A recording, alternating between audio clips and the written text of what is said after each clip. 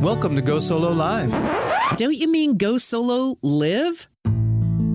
Have you ever been asked, why on earth would you travel alone? Go Solo Live not only answers that question, but celebrates life as a midlife solo traveler. This is a safe place for women to come together to reminisce about their travels, encourage others to travel, and to dig into the real lessons learned from these journeys. Now join Jennifer Buchholz with Transform Via Travel as she and her guests share stories of the solo travelers of midlife women. Welcome to Go Solo Live. This is Jennifer with Transform Via Travel. We are in our special season of our podcast, and now I'd like to introduce Dr. Mary Travelbest.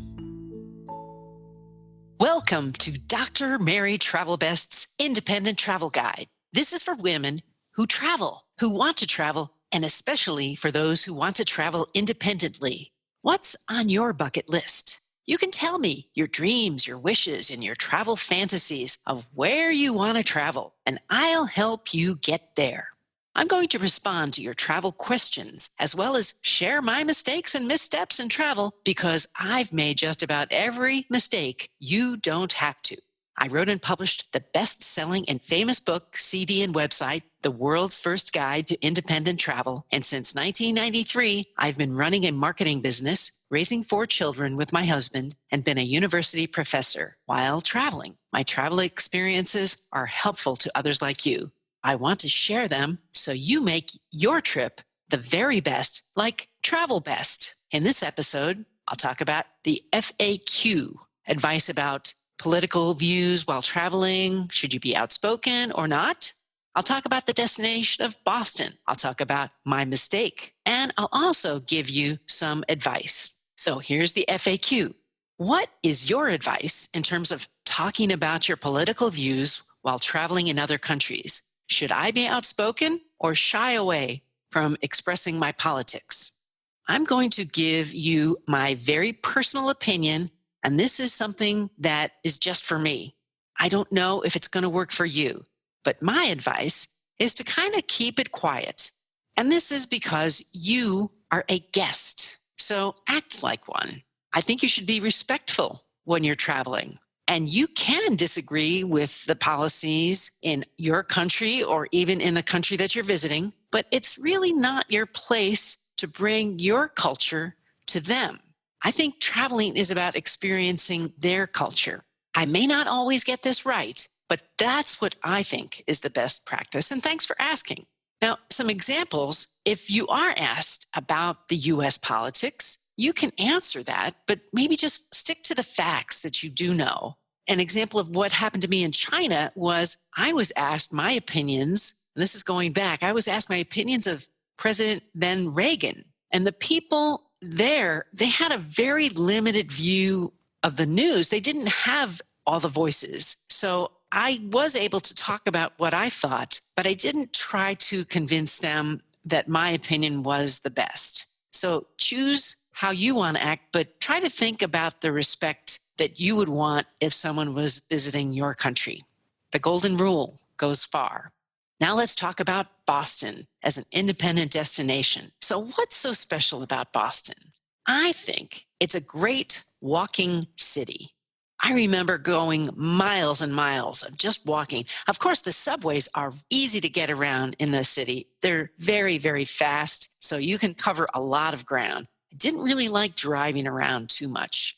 The people seem very real, and they do have an accent. That's kind of what you can expect. They're so full of life. I think the best time to visit Boston is in the fall, and fall colors are great. So if you are there during fall colors, be sure that you know where you're going to stay. I remember driving around for a long time trying to find a place and not getting too much because everything was full. Summers in Cape Cod, beautiful. It can get really cold in the winter, and in the springtime, you're back to being green, but it could snow sometime. My daughter went to college at Boston University, and I do remember this fun fact that 1 out of every 5 people in Boston is in college. It's really all about education. Of course, the Red Sox are there, winning lots of their sports in the last few years. You can always go to Cambridge, which I thought was really interesting to go see Harvard and MIT. Rowing is a big thing in Boston, and you will get a historical perspective that you won't get in other cities. And by the way, the seafood there is excellent. One thing that I remember about Boston is that I would have been at the Boston Marathon where we had the explosion, the terrorism bomb. I had my plans changed that morning. It was a tragic day. I was driving in from New York and I stayed longer than I expected. So I was driving back to Boston and I was in the state of Massachusetts through almost the entire coverage. And it was such a tragic memory for the great people of the city. I flew back to San Diego that night. I've never been on a more quiet 4-hour flight. It was almost silent on the plane from Boston back to San Diego. Those people suffered through a lot. Very sad memory. So I'm going to talk a little bit about a mistake I made in traveling when I was in high school.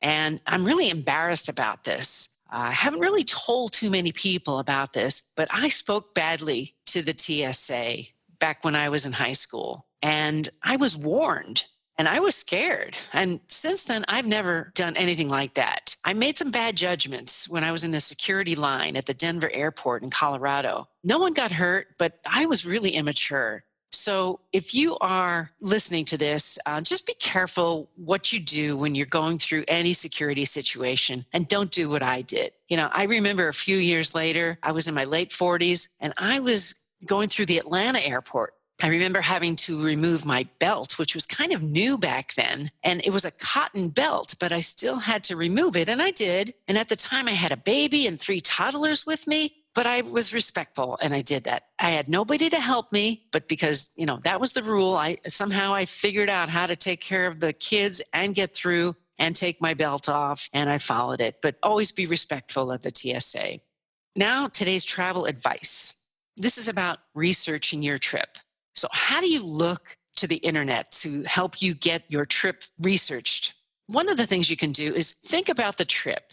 Where are you going to go just for the first day? You could look at the map. You can make a list of your favorite places to see, to learn, to eat, and just imagine yourself in that destination. So even if you have just one day planned out, that could be all that you need to do. You might want to make a list of other things to do down the road. What sites should you look at to find those? Well, you can go to TripAdvisor, you can go to AirBNB, you can go to Expedia, you can go to the search information of the city or the tourist office, or you could also think of people you know and contact someone from the city you want to visit, if you can. Now, I've been doing some academic research on how mobile phones are used to gather information for travel, and there really are only 2 major companies. One is Expedia and one is Booking, which used to be called Priceline. You really don't have much choice when it comes to booking your airfare and hotel and car if you're trying to shop around. So just know that ahead of time. Southwest Airlines is not included in Expedia or Booking, so you might want to look there first and shop around and find out what's best for you. So today, I want to bring meaning to your travel. Thank you for sharing this edition of the world's first guide to independent travel with Dr. Mary Travelbest. Share it with your girlfriends.